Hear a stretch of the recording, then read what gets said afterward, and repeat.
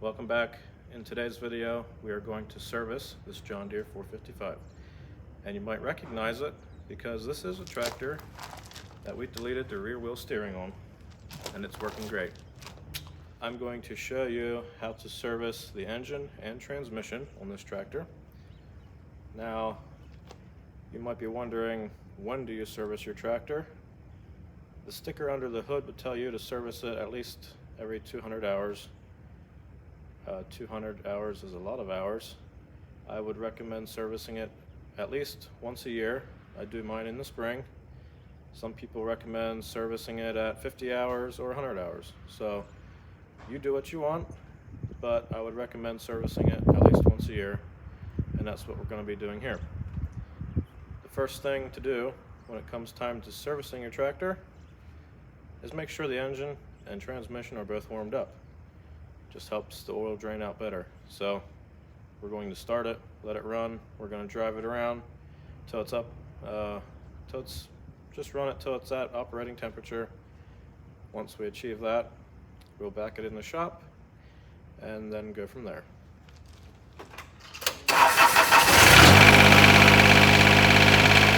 So to get started here, we will need 2 gallons of the High Guard transmission and hydraulic oil.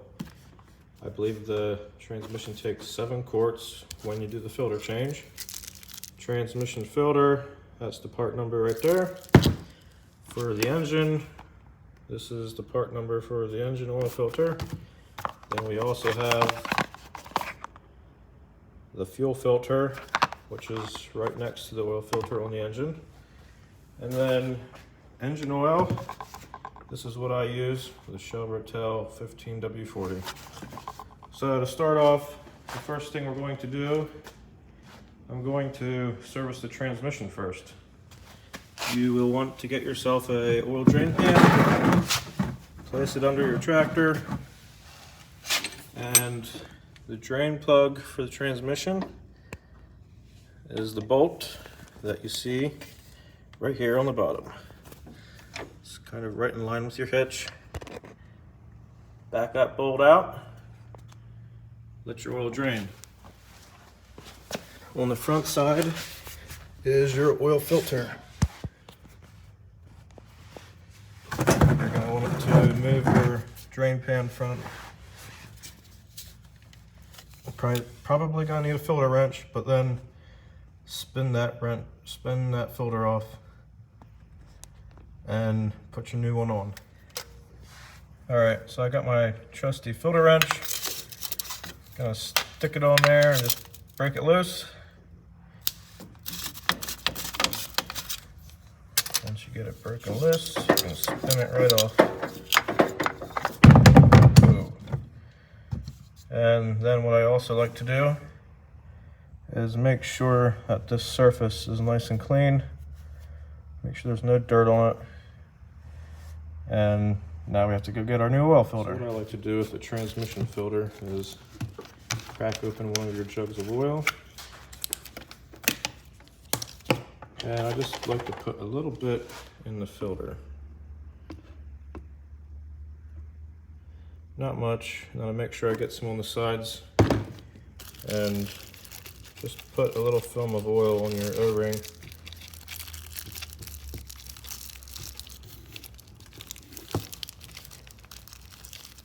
You can't fill the filter up because half of it will pour out when installing it.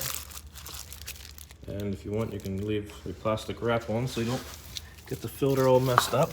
Once you're back down underneath with your filter,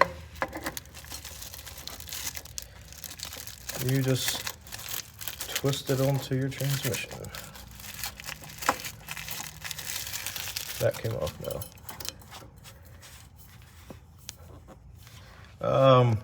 I've had problems with filters coming loose, even when hand tight. So, this is what I always do. Quarter turn. Once you get it about hand tight, quarter turn with the filter wrench, they won't vibrate loose. Then, the fill port on your transmission is under your seat, so you want to slide your seat front. These caps can get really tight. Can't hardly remove them by hand. grab yourself a pliers, stick it on there, break it loose.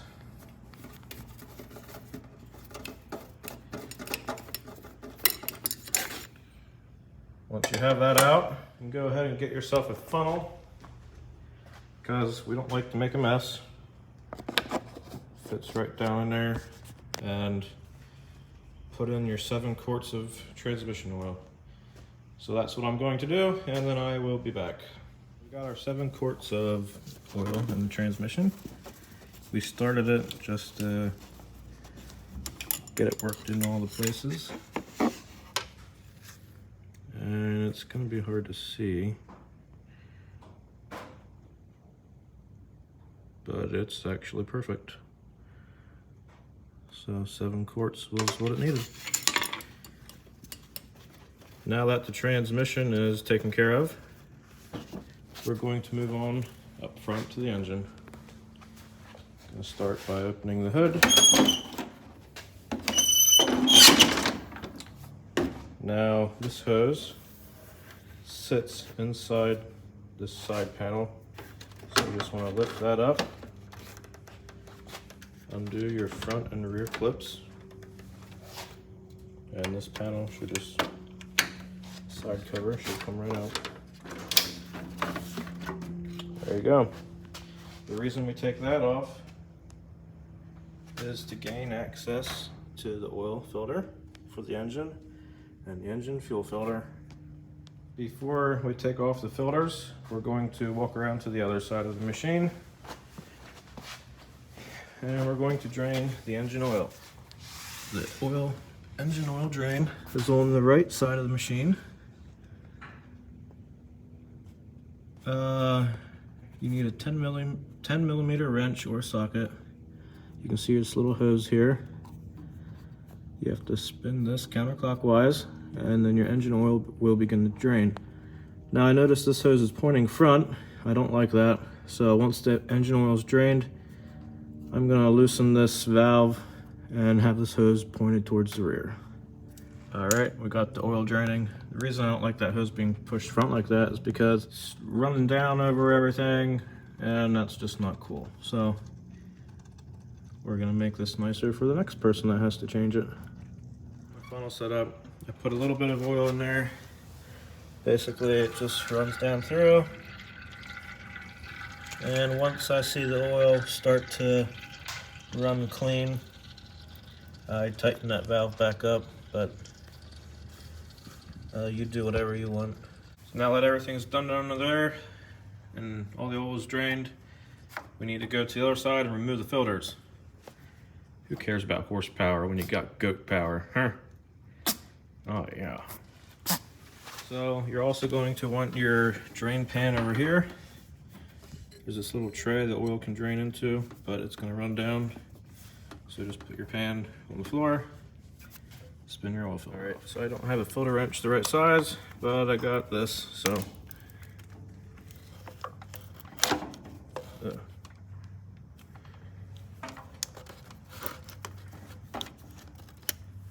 Here we go.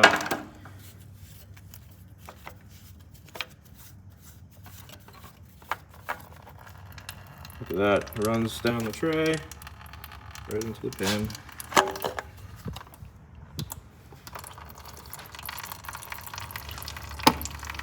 Alright, so once this drains out, I'm going to get a paper towel and clean up all that and this. But I'm also going to change the fuel filter while that's out, because we have some more room to work with. You actually have a valve here you can turn. That just turns your fuel off. This hose might be in the way, but we're just gonna try to lift it up. This here is a swivel. It does swivel a little bit in there. All right, so we're using this pliers again. Just try to get a bite on it.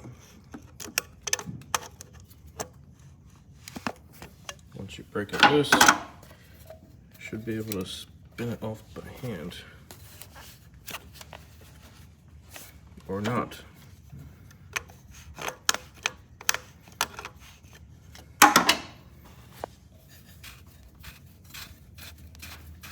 Now be careful, because there is a spring on the bottom of this fuel filter. The spring keeps the fuel filter pushed up against the housing. I know I have already almost lost the spring, and then your tractor won't run right. So pull that fuel filter down off of there.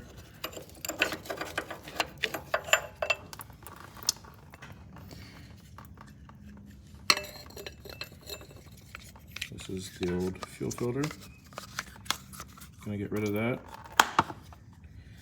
There's an O-ring on top of this plastic piece. Dump out your fuel. Am I doing it right? Get your spring out. Ooh, that's not good. Look at that crap. Got some junk in there, so we're gonna clean that up. And I'll be back when I'm ready to put the new filter on. So I got this parts cleaned up with some brake clean. Got a new filter, got the spring. Right like that. And then your fuel filter. Drop your fuel filter down on top of that. Should be all good. Now, you just press the filter up into the housing. Not sure you can see where it goes. Have to press it up on that. Right like that. Now I'm going to need 2 hands for this, but you're going to have to hold that up in and thread that back on over the plastic piece. See if I can show this. If you just turn, don't start it, because obviously we don't have the filter on. But if you turn the key to the on position, it'll fill that right up.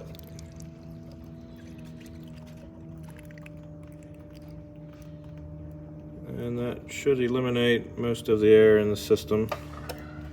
We'll just make sure, turn that hose back down the way it was, turn your valve on, and once we fill the engine up with oil, it should be ready to rock and roll. All right, got that cleaned up, wiped off, got that cleaned up.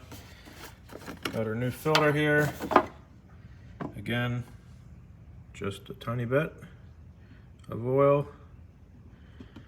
Really, the only reason I do that is so I can get something on there to put on that O-ring.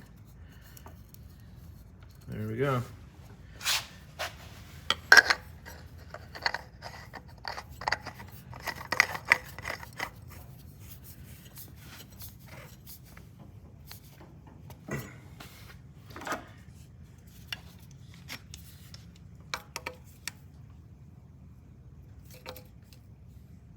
There we go, nice and snug.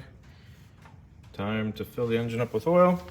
Now that the engine oil is all in there, we're just gonna quick start it, get the oil filter filled up, and then we'll let it sit for a minute or 2 and check the level. I forgot to mention that the engine takes 3 quarts of oil. All right, now that the engine oil is all taken care of, we're going to pull off this front grill, if I can.